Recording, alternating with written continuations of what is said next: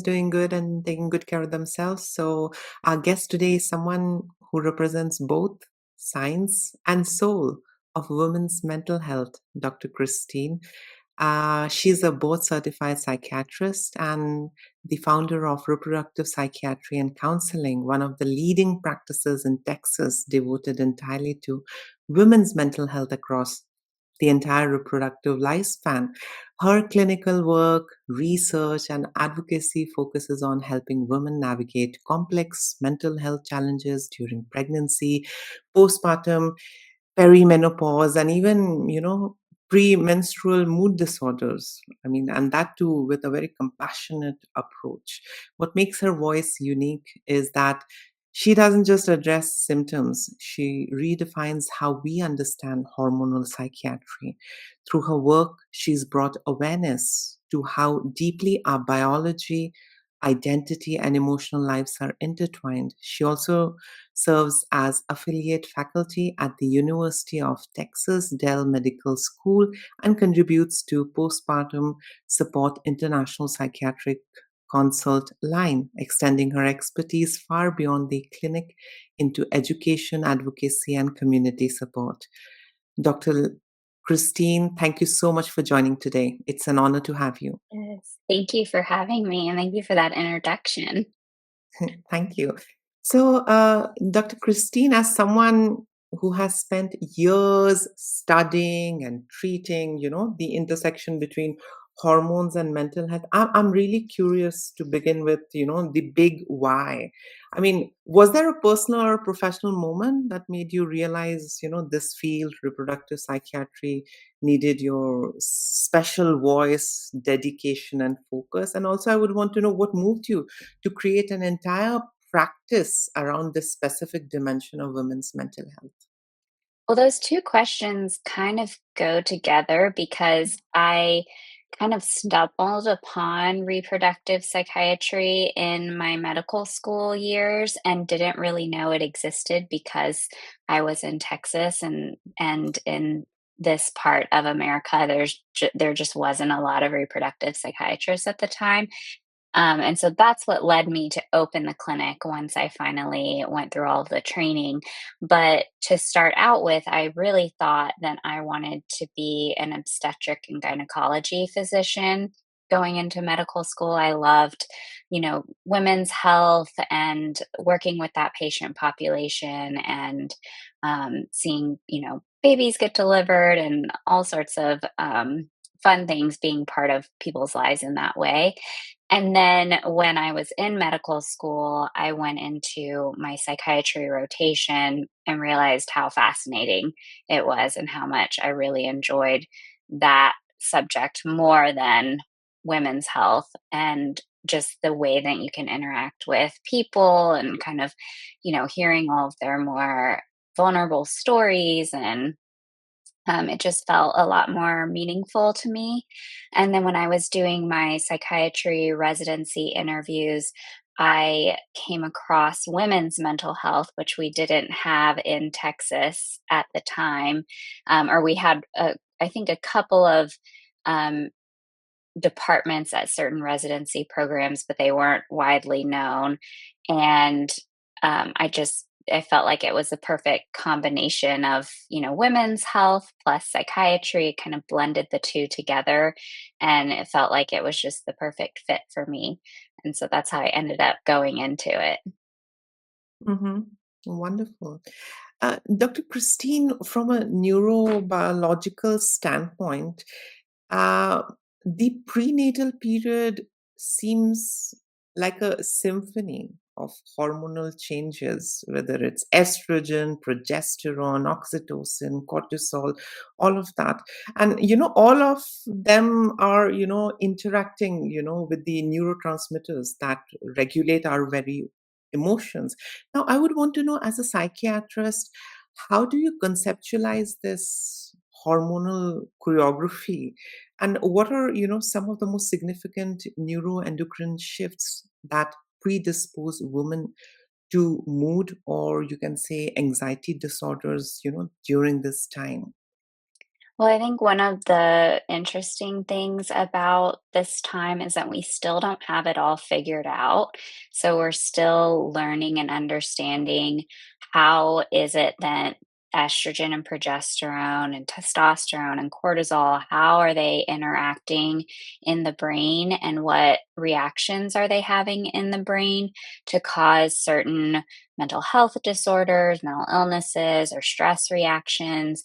And so that's all still an area of active research, which I think is exciting, but it leaves us with a lot of questions in this time period. And so what we've kind of gathered so far from research is that it isn't necessarily the hormone levels of estrogen or progesterone that likely has an effect on our mental health, but it's more the way that those levels are changing and kind of the degree in which those levels are changing and how quickly they change.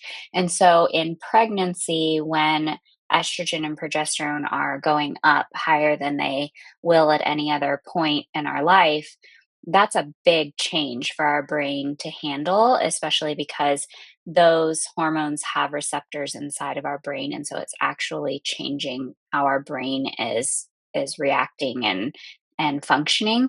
And then you go postpartum when the placenta gets delivered and estrogen progesterone plummet, and then our brain has to shift again.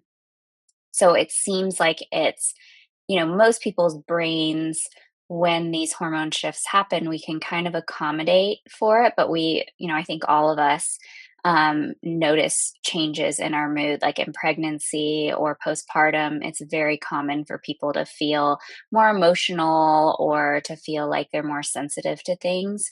But in certain brains, I think that are predisposed to mental illness, those shifts can just kind of trigger anxiety or depression or other mental illness symptoms to show up. Mhm. True. Dr. Christine, I personally feel, hormones are like, those little chemical messengers that, keep interacting, influencing us, who we are. And no doubt they have this ability to shape, whether it's our mood, cognition, and even, our sense of identity in general as whole. I would want to know, Dr. Christine, how do you see hormonal fluctuations during pregnancy and postpartum influencing a woman's perception of self? This is something, that I really want to know because Mhm. I see that, hormone has the ability to influence the way how we perceive, or self and Mhm. identity. And could you please, tell us, how, hormone shift literally rewires, our brain. I mean, a woman's experience, the way how she experiences emotionally and relationally. Yeah, I don't think we have like a full understanding of how it does all of that. But what we do know is that receptors for estrogen and progesterone are in the same parts of our brain that are controlling those things. So there's a lot of estrogen and progesterone receptors in our amygdala, for example, which is controlling like our emotions and our reactivity to stress. And then there's also a lot of those receptors in our prefrontal cortex, where, we're kind of our perception of um, the outside world and planning and executive functioning is. And so we see that these receptors are in the key parts of our brain that influence our mental health and our interaction with the outside world, but also how we're feeling about ourselves. And the way that they do that is part of what's trying to be understood. So, with estrogen in particular, we see that it reacts a lot with serotonin and on serotonin receptors and kind of, changing how that functions. And then with progesterone, we see that it interacts a lot with GABA receptors, which is the neurotransmitter that kind of calms our brain down and keeps everything more chill. And so how those hormones change in pregnancy and postpartum, and then how that changes our brain, that's the area that we're still trying to understand, but it definitely does. Like we see with neuroimaging that, a woman's brain throughout pregnancy is changing even structurally because of these hormonal shifts, but we just don't really understand, how that's happening yet or what exactly that means. Mhm. Dr. Christine, clinically, I have seen a hell lot of women struggling not just with the hormonal changes, but with this dissonance between societal ideals of motherhood and their very own lived emotional experiences. I would want to know, in your practice, how often do you see these kind of psychological conflicts, if I say, the pressure to be the perfect mother aggravating, or even, masking, prenatal mood disorders. Yeah, I see that all the time, and it's just so common. And I think that that's something that women experience kind of across the board, no matter, what culture you're in or what part of the world you're in. It seems like, there's this pressure on women to kind of have everything together and be maternal and be able to take care of everything, but that's not necessarily the reality or what's possible. And then you kind of have these pressures of, social media or what you're seeing from your friends or what other people are putting out there. And I think that that in itself can lead a lot of people to feel more negatively about themselves because they're seeing, oh, so and so can do it all, or I should be able to do it like them, but I'm failing at that, or I'm not able to do that because it's not even real that that person's, getting to do all of those things.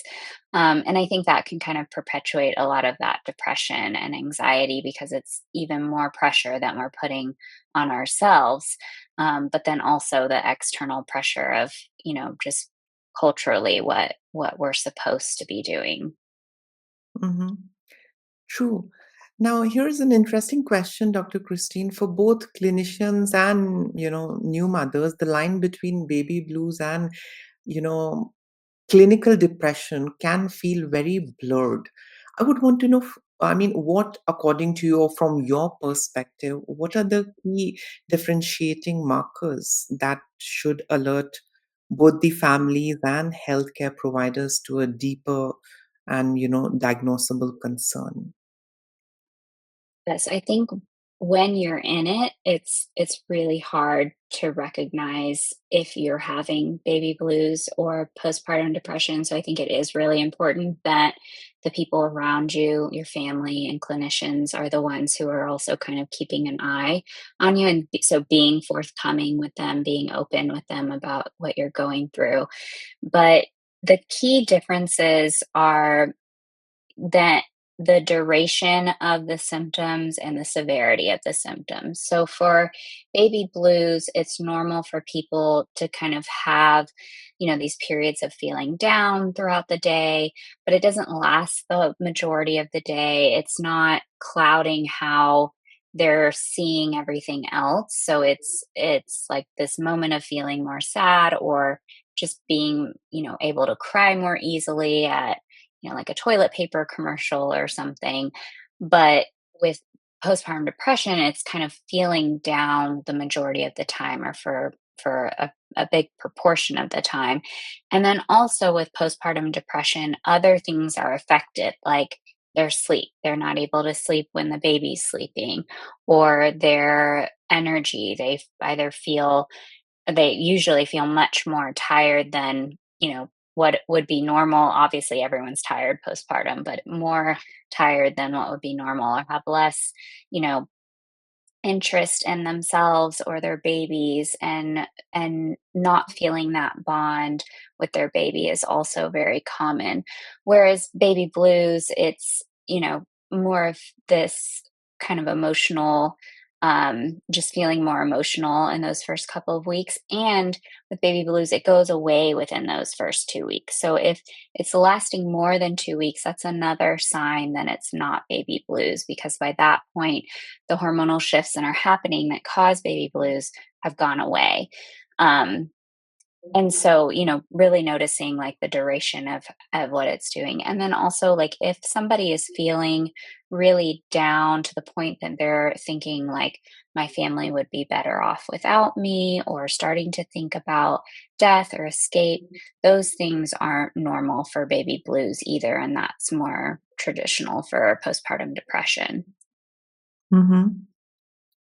Now, Dr. Christine, back when I was, practicing psychotherapy as a psychotherapist and as a narcissistic abuse recovery coach, I had seen, a lot of clinicians, I mean, my friends and colleagues from different domain and, sectors. I had seen, a lot of them, I mean, especially the clinicians, and, their focus remained heavily on hormonal changes. But on the contrary, I had also seen there, are a lot of these trauma researchers that they, argue that unresolved childhood or relational trauma can intensify in some ways, these postpartum symptoms. I would want to know, you as a reproductive psychiatrist, I mean, what is it that gives enough weight to trauma dimension, if there is any? And has there any biochemistry involved into this, which is at the expense of psychology? Yes, I think it's all in the person's perception of that trauma or that experience that they went through. So if for them it was, really difficult and still leaves, issues for them or still comes up for them in other ways, I think that's the part that's most important. And we see that people who have had a history of trauma or, adverse childhood experiences, then they're more likely to experience postpartum depression and postpartum anxiety. And part of that might be that when we are younger and our brain's developing and we're under a lot more stress, like whether it's a trauma or just kind of repeated, chaos or abuse at home, that changes how our brain functions in terms of managing stress, and particularly with cortisol. So our a normal brain, our cortisol kind of goes up and down dependent on stress and kind of goes on throughout the day or just, big life stressors. But when we've had a big trauma and it's left an impact on us, our cortisol level doesn't adjust the way it's supposed to. And that predisposes us more to then having future, like, PTSD or depression or anxiety. And so then you add in this hormonal time of the postpartum when hormones are plummeting, and there's also this additional stress and sleep deprivation and, huge changes in identity. And that, of course, can make like a perfect storm for those symptoms to come up and be an issue again.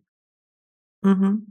Dr. Christine, one of the most fascinating and complex areas of research that I see today circles around epigenetics and the neurodevelopmental impact of maternal mental health on the child. Now, I would want to know, based on what we currently understand, does a mother's untreated depression, anxiety, or stress during pregnancy affect the child's emotional or neurological development? And if so, what mechanisms or interventions might help break that intergenerational transmission? Yes. So, what we do see, and this is, I think, an area of research that's really fascinating and exciting. But what we do see is that if the mom is experiencing depression or anxiety while she is pregnant, then we see changes in the fetus's brain. So, their brain, when they go and do imaging studies on them, looks different than the brain of a fetus whose mom was not depressed or Wow. anxious in pregnancy. In particular, they notice changes in the amygdala, so that part of the brain that deals with emotions and reactivity and that kind of thing. And then similarly, postpartum, when a parent is depressed or anxious, that also affects that child's development. And what they think is it has a lot to do with kind of like mirror neurons and how, the baby's developing in terms of their emotion and their perception of stress. And back to like that cortisol, hypothalamic pituitary axis, and I talked about the HPA axis.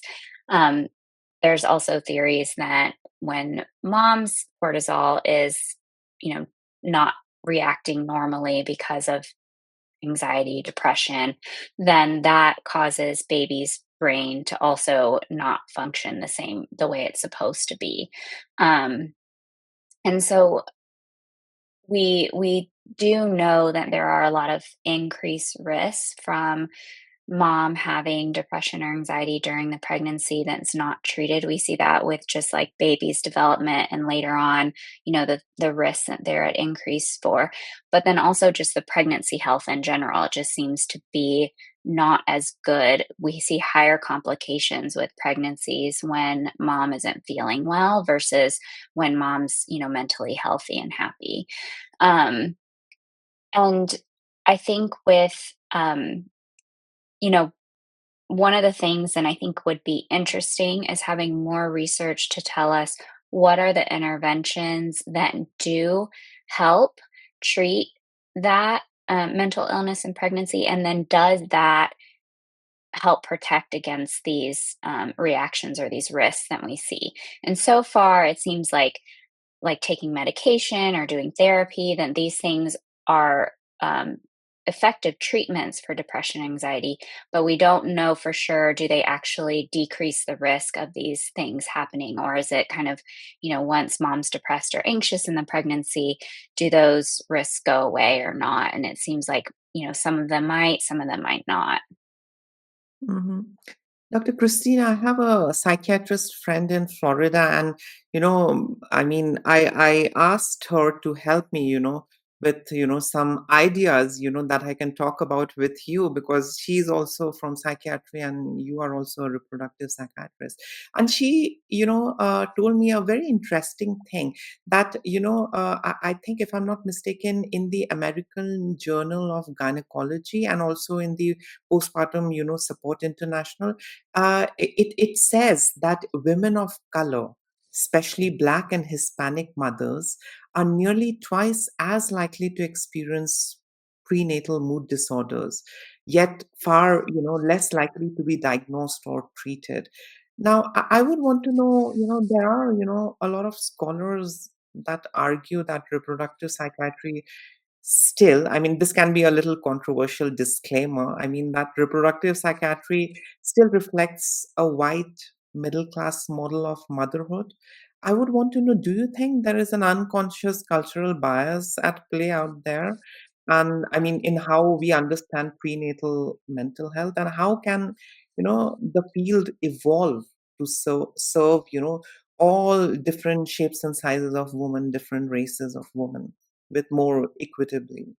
Yeah, I don't think this is unique to reproductive psychiatry. I think just in general, women of color receive less care and less higher quality care than people, than white people, or even if you're bringing in like socioeconomic status, um, then that, unfortunately, especially in America, we are so bad at, making sure that people from all backgrounds get the same equal care and health care. And so I think this happens with psychiatry and mental health particularly too, because it tends to be this treatment that is seen more as a luxury or more as maybe not a necessity, as like someone who, if you're having a heart attack, well, yes, you for sure need care. But if you're having depression, well, maybe you need care, maybe, we're not going to pay for it, who knows, kind of thing. So I think unfortunately that's part of the issue. And I definitely think that we need better care out there for women of color, and for women of lower socioeconomic backgrounds. And I think that for a lot of people, having being a woman of color or being a woman of a lower socioeconomic background, you're going through a lot more of like that trauma that we talked about before. And I think that is also then setting them up for having higher rates of depression and anxiety. Also, just the stress that they're under might be greater than, somebody who is higher up in the socioeconomic status, or who is white and not having the same discriminations that somebody who is a woman of color is going through. Hmm. Dr. Christine, I mean, I have observed not all of them, but there is, this growing criticism, towards modern psychiatry. And they criticize, I mean, this group of people that I come across on social media, on Substack, Medium, when I read different articles. And they criticize modern psychiatry, and they accuse modern psychiatry, to medicalize normal emotions and experiences of motherhood, whether it is sadness, anxiety, identity confusion. And they often blame, modern psychiatry, and of course mental health domain, psychology also. They accuse, this domain, that they are pathologizing something natural, rather than understanding and accepting it as, a natural part of this, transformation. I would want to know, Dr. Christine, where do you draw, that ethical line between normal struggle and clinical concern? And also, I would want to know, are we at a risk of over-diagnosing, women simply for feeling deeply? That's a great question. And I think that that is something that we have to be careful of. I do think that if you zoom out and just look at, all the stress and pressure that goes into being a mom in today's world, where you're having to balance being a mom, taking care of the house, doing your full time job, you know, maybe you're the breadwinner of the family. There's just a lot more pressure that goes into it. It makes sense that we're stressed and anxious and not happy. And so I think you have to be careful with looking at, is this more related to the pressures that are going on with this person, or that this person's putting on themselves and the life circumstances that they're in? Or is this more related to an actual, mental health disorder? And I think um, that can be hard to parse out. And I think it can take some time too to kind of get to know the person and understand their circumstance. But I think that there are some like telltale symptoms of mental illness that make it very clear when somebody's actually having a mental illness versus just struggling through life, right? Like if, somebody is not able to sleep and they're not able to motivate themselves to get up and take care of themselves or take care of their child, or they're having all these thoughts of killing themselves, or wishing they weren't alive anymore. um those things I don't think are kind of normal adjustment or thoughts that people go through even when they're going through a really hard time. Hmm. Dr. Christine, I would also like to know your views, regarding a topic that many women feel conflicted about. That is psychiatric medication during pregnancy and lactation. And where I come from, mental health, psychiatry, I mean, medications during pregnancy, it's all considered taboo. You need to be natural and you need to suffer. I don't know. They have a different understanding over here. I mean, I don't agree to it, but it's awful. But anyways, I mean, I have seen, there's often intense, fear, guilt, and misinformation, around those topics, psychiatric medication during pregnancy and lactation. I would want to know, from an evidence-based standpoint, Dr. Christine, how do you guide patients to make balanced, informed decisions about medication? I mean, when both maternal and fetal, well-being are at stake. Yeah, I think it's really important to educate the patient on it, because ultimately, I think it should be their decision. And I think that they, probably intuitively know what's best for them and for their baby, if you're just giving them all the information that they need. So that's kind of my stance on how I go about it. And I think the what you mentioned, like a balanced discussion, a balanced decision on it, is making sure that people understand what are all of the risks that are associated with not treating my depression in pregnancy or not treating my anxiety, and what consequences is that having on my health but also on the health of my developing baby. And then on the flip side, looking at, well, what are the risks of taking these medications in pregnancy? What are the risks to me? What are the risks to my baby? And in an ideal world, we wouldn't have either one. In an ideal world, somebody would be mentally healthy and they wouldn't need to take medication, and baby wouldn't have either one of those risks, being put upon them. But when we're talking about somebody suffering through a mental illness, then it becomes this choice of, okay, which one is worse for the person and for the baby? And both things are bad. Both things, we don't want to have to expose the baby to. But if we have to pick one, which one is less likely to do the least amount of damage? Um, and so that's where I spend a lot of my time, is just educating them on the facts of, here's what research shows about mental illness and its effects on the baby. And here's what research shows about, your specific medication and its effects on the baby. And really helping them weigh out, which one seems like it's overall less risky for my baby. And, hopefully that's the one that they end up choosing, rather than kind of, I think, going off of feeling or fear, because yes, there is a lot of fear around medication, but I think that we forget that the mental illness is harmful in itself as well. And we forget that, there's a reason why we need to treat those things sometimes. Mhm. In my line of work, Dr. Christine, I mean, in trauma work, I have often seen, this systemic neglect, emotional, institutional, and cultural. And that literally leaves, women unsupported at times. Yeah. I would want to know, in your observation, where are the biggest systemic gaps in how prenatal mental health is addressed today? I mean, is it in education, according to you, or in screening, or in the availability of specialists, who are trained in reproductive psychiatry? What are your thoughts? I think it's all of the above. Like, I think that, you know, part of it is there is kind of this stigma around treating mental health. There's a stigma around having mental illness, right?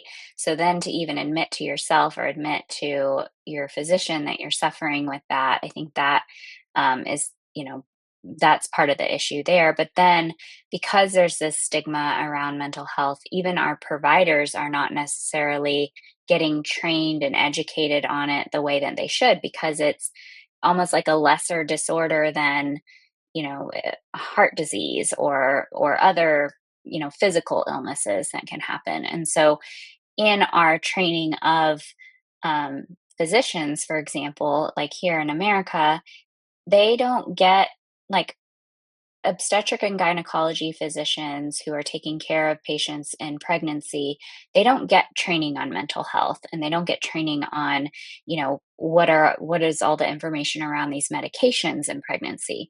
Similarly, psychiatrists who are dealing with people's mental health don't get trained on pregnancy. And so you end Mhm. up with this gap of knowledge in both fields, where they don't want to, the OB-GYN doesn't feel comfortable prescribing psychiatric medications because they're not trained on that, or treating psychiatric disorders.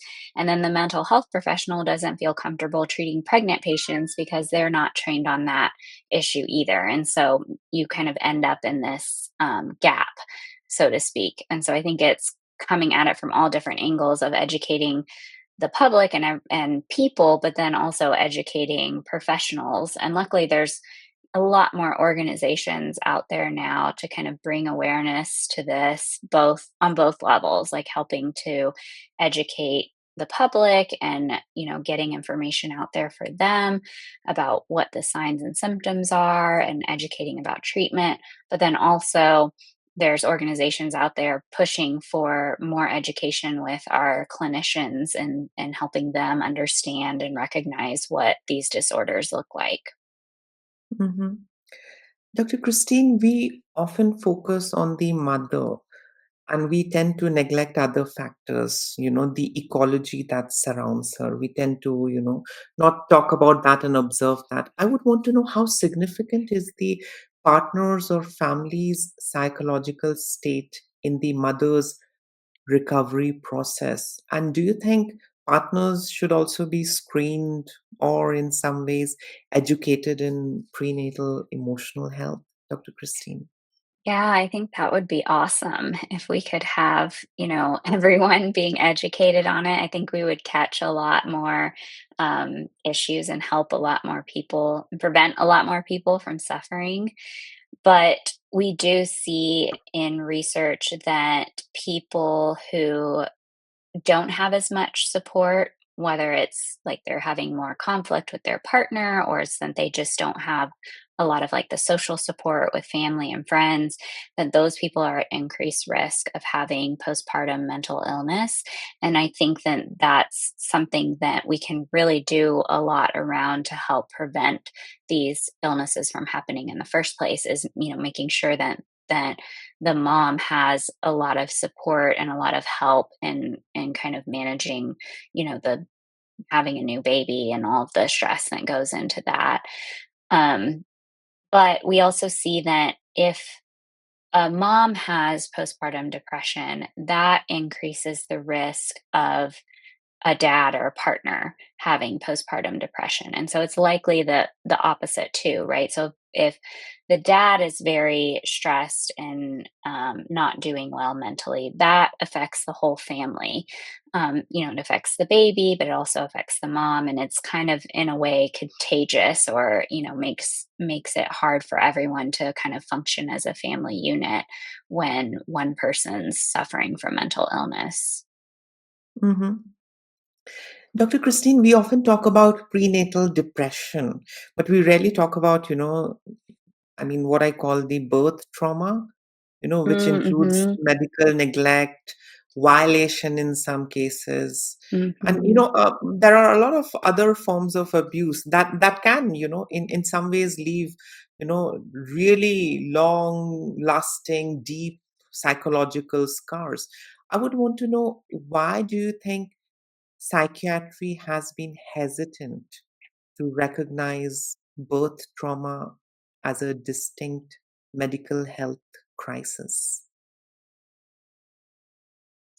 Yeah, I don't know that psychiatry has been hesitant um, to recognize it. I think that just like any other mental health disorder that happens in pregnancy and postpartum, it's just there's not enough awareness around it.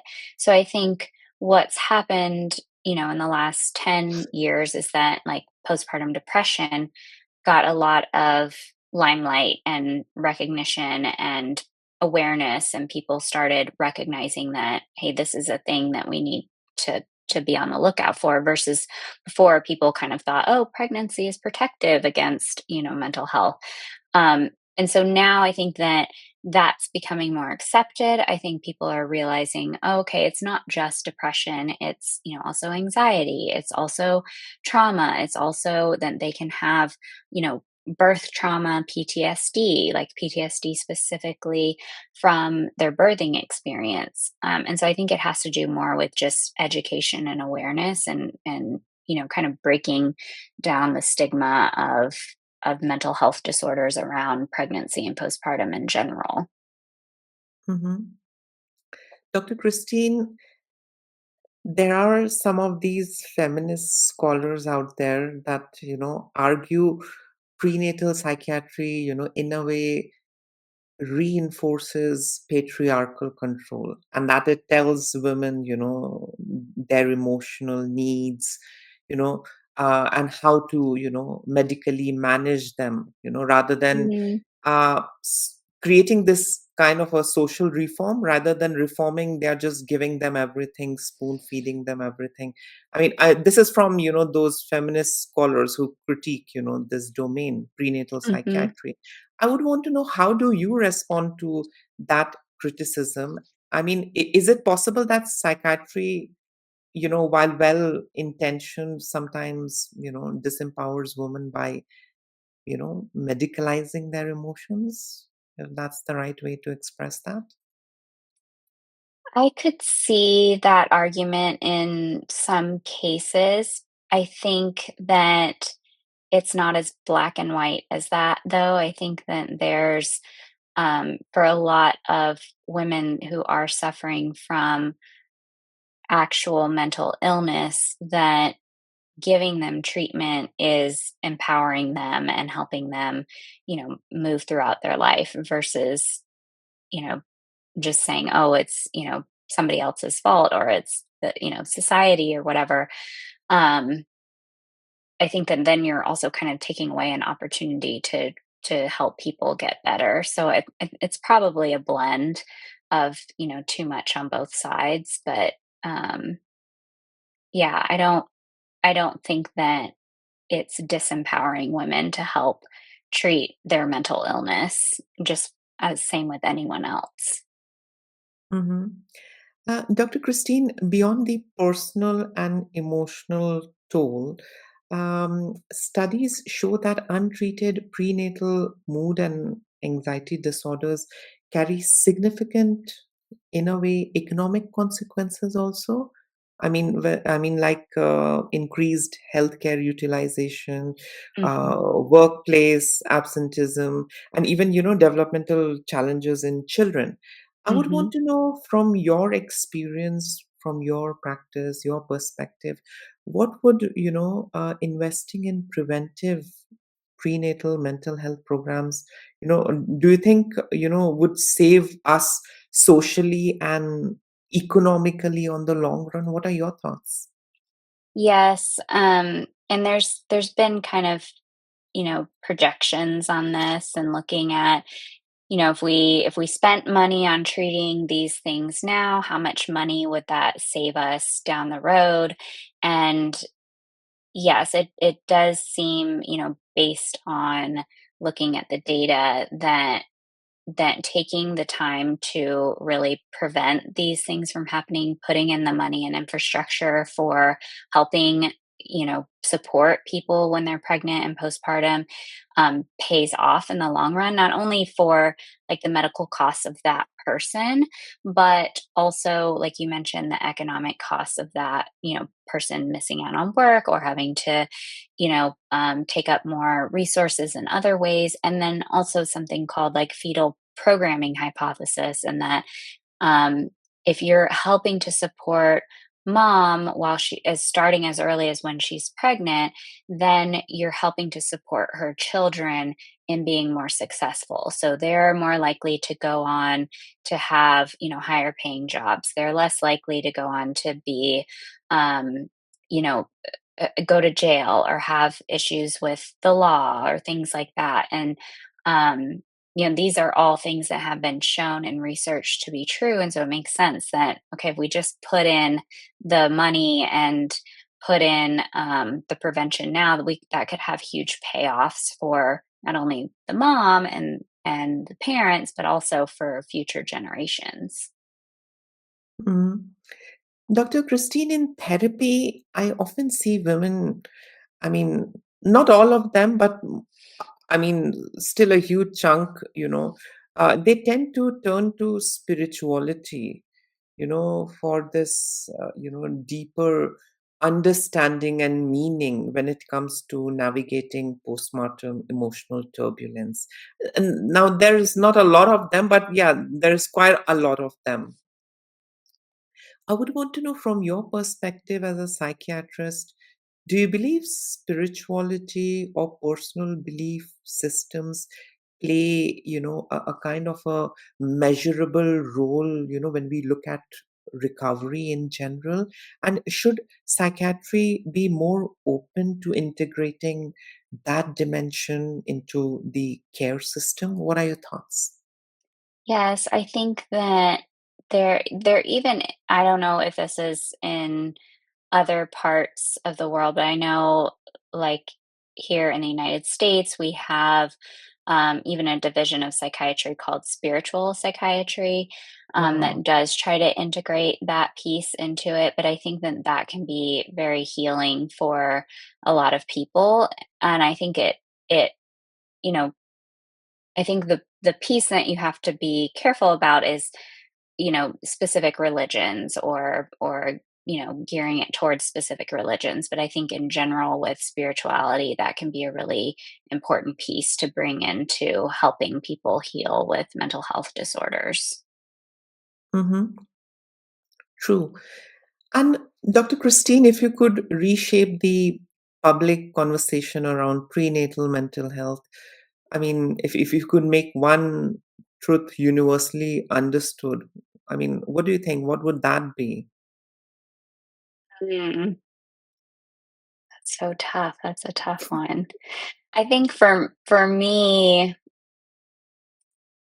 coming at it from the perspective of that mental health or mental illness is not benign, it's not something that's harmless, um, is probably the biggest thing. Like, when we're talking about the baby, right? In terms of baby's development and our children, us taking time to take care of ourselves and treat our mental health is not being selfish. If anything, it's setting us up for being a good parent, which is the best thing that we can do for our kids. And so I think for a lot of people, it kind of gets misconstrued that, oh, if I go to therapy or if I take this medication, I'm being selfish or I'm harming my baby.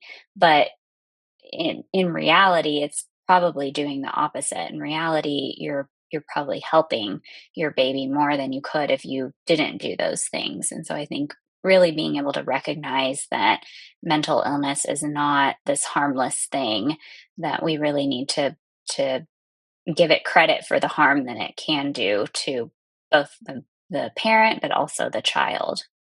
Mm-hmm. Dr. Christine, it was so amazing to have you, and I have learned a lot of things, and I'm looking forward to learn a lot of things in future. And guys, please, check out her Instagram page. That is the Reproductive Psychiatrist. I mean, it was a great learning experience, Dr. Christine. Thank you so much for today. Thank you so much for having me.